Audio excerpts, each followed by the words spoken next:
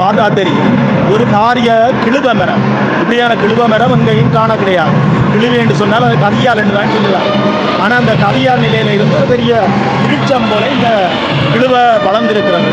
இந்த கிழுவ வந்து பார்க்குது. இந்த பார்க்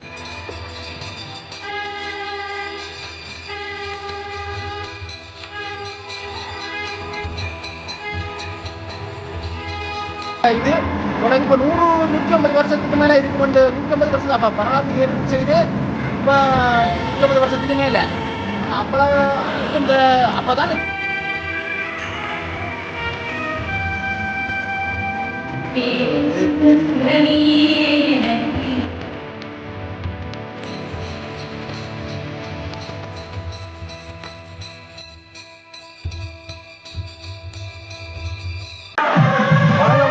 நாடுகள் இப்போ நாங்கள் இருக்கிறோம் சுழிபுரம் பத்ராவளி என்ற நாளையில் வருடாந்த பொங்கல் உற்சவம் வந்து இன்றைக்கு விளக்கு வைபவத்துடன் விளக்கு வைத்தலோட ஆரம்பமாகி தொடர்ந்து 3 சவாய்க்கு நடைபெறுகிறது. இன்றைய பார்த்தீங்கன்னா விளக்கு வைத்தல் எப்படி நடைபெறுகிறது முழுமையான காணொலியாக பார்க்க போகிறோம். சரிவாக வீடியோ மூலம் மறக்காம லைக் பண்ணுங்க, அவனுக்கு சப்ஸ்கிரைப் பண்ணுங்க.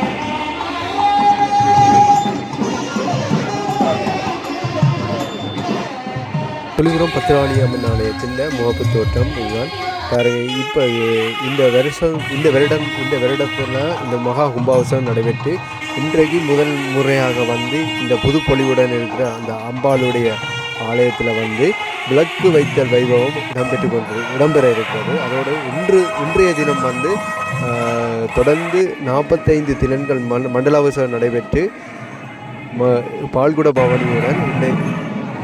பவனியோட 1008 சங்காபிஷேகம் பூர்த்தியாகி இருக்கிறது. அதோடு இன்று விளக்கு வைத்தல் நிகழ்வு இடம்பெற இருக்கிறது.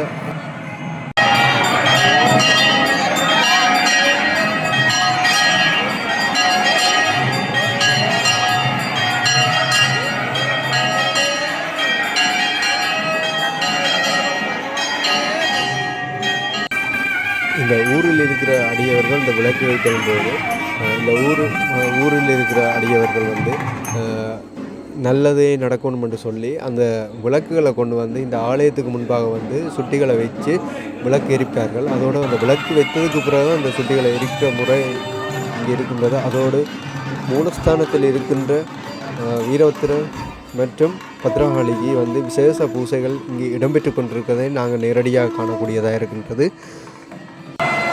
வணக்கம் ஐயா.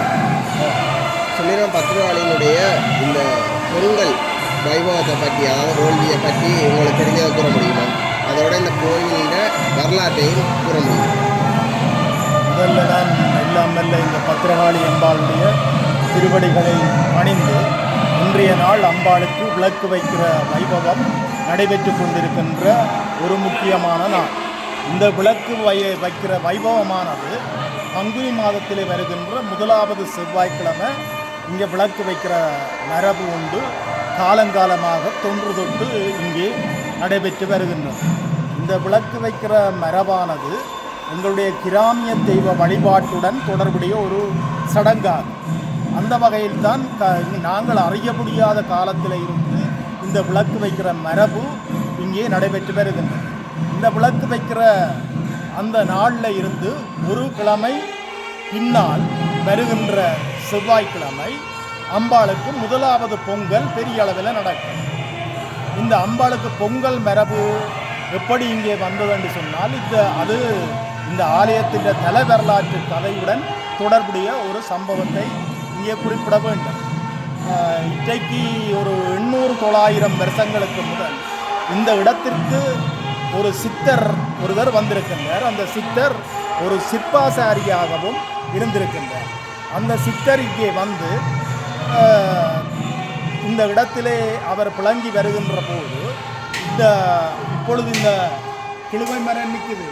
இந்த கிழுவை மரத்தடியில் அம்பாளுடைய உற்பவத்தை இயல்பாகவே கண்டு அந்த இடத்திலே அம்பாளுக்கு பூசைகள் போன்றவற்றை ஆற்றி வந்திருக்கின்றன.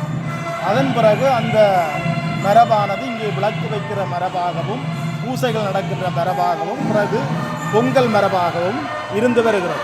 இங்கே அந்த பொங்கல் என்று சொன்னால் மற்ற இடங்களைப் போல பொங்கல் மரபு என்பதிலும் பார்க்க இங்கே நடக்கிற பொங்கலானது ஒரு வித்தியாசமான முறையில் நடைபெற்றது. முந்திர காலத்தில் நாங்கள் அறியாத காலத்தில் இன்றைக்கு ஒரு 50-55 வருஷத்துக்கு முதல் இந்த இடத்திலே பல்லாயிரக்கணக்கான கிடாய்கள் ஆடுகள் கோழிகளை பலியிட்டிருக்கிறார். அதன் பிறகு அம்பாளுக்கு இந்த சைவ ஆகம முறைப்படியான பொங்கல் நடைபெற்று வருகிறது. இப்படியாகத்தான் இந்த பொங்கல் இங்கே நடைபெற்று அடுத்த 3வது செவ்வாய்க்கிழமை இங்கே 8ஆம் மடி என்று சொல்லப்படுகிற 2வது பொங்கல் இங்கே நடைபெற்று வந்தது. அந்த பொங்கலும் நான் சொன்னவாறு தான் பெரிய அளவில் நடைபெற்று வருகின்ற ஒரு பொங்கலாக இங்கே நடைபெற்று வருகின்றது, ஒரு மரபாக காணப்படும்.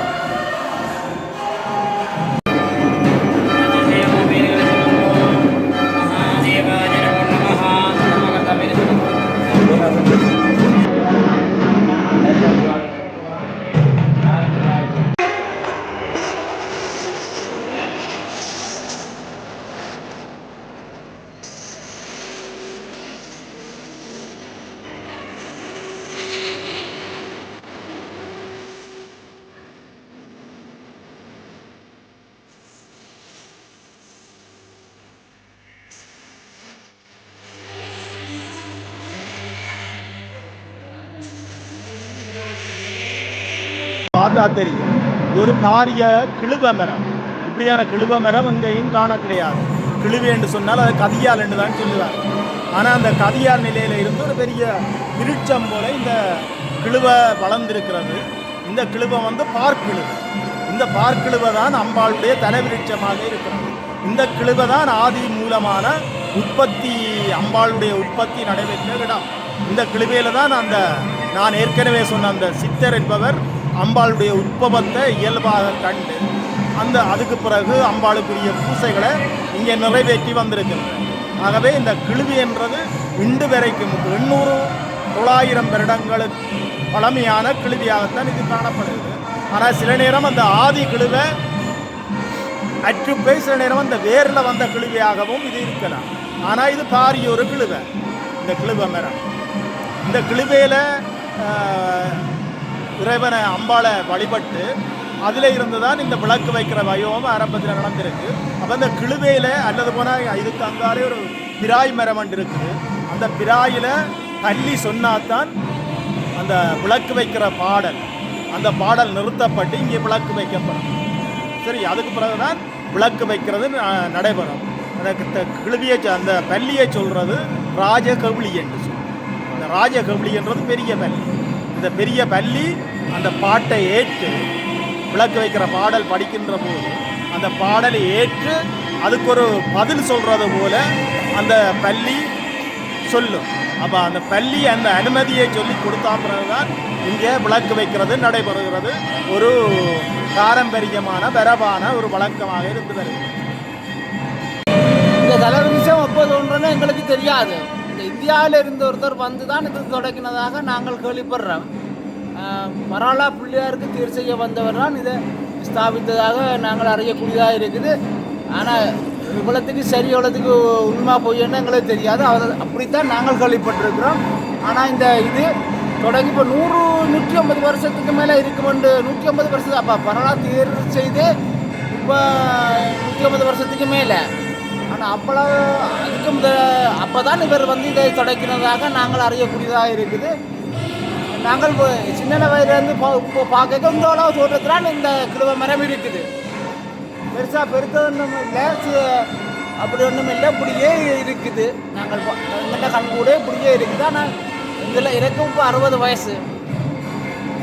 ஆனால் நான் சின்ன வயதுலேருந்து இங்கே வந்து போகிறேன். நான் அப்போ இந்த அளவில் தான் எங்கிட்ட அந்த கிழுவையடி அம்பாள் கிழுவை மரம் இருக்கிறது.